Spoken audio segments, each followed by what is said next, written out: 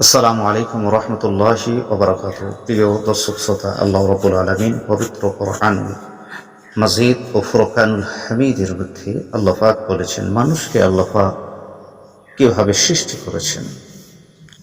মানুষকে আল্লাহ পাক কিভাবে সৃষ্টি করেছেন পবিত্র কোরআনুল কারীমের মধ্যে বলেছেন, মিন আইয়ি শাইইন খালাকাহু মিন নুতফাতিন খালাকাহু ফাকাদ্দারা। আল্লাহ তাআলা কোন বস্তু থেকে তাকে পয়দা করেছেন, তা কি সে মানুষ দেখল?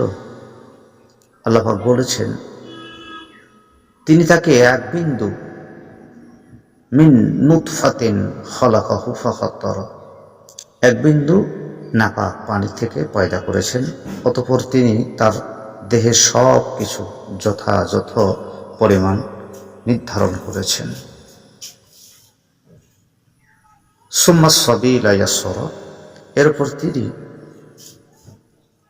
দুনিয়ায় তার চলার পথ আসান করে দিয়েছেন, যেন সে চলতে পারে, বান্দা যেন চলতে পারে, ফিরতে পারে, সব কিছু করতে পারে। আল্লাহ পাক সব কিছু আসান করে দিয়েছেন।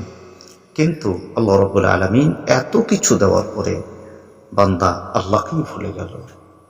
বড় আফসোস, বড় দুঃখ সেই সকল আল্লাহর বান্দার জন্য যারা পৃথিবীর জমিনে এসে আল্লাহকে ভুলে গেল, যারা আল্লাহকে ভুলে গেল, যারা আল্লাহর হুকুম আহকামকে ভুলে গেল।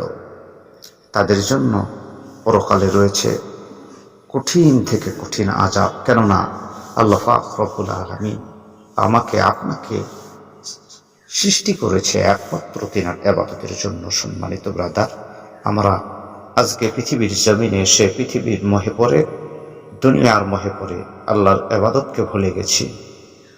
বড় আফসোস যে আমরা যিনার বদৌলতে পৃথিবীর জমিনে আসতে পেরেছি, তিনার হুকুমটাকেই সর্বপ্রথম ভুলে গেছি।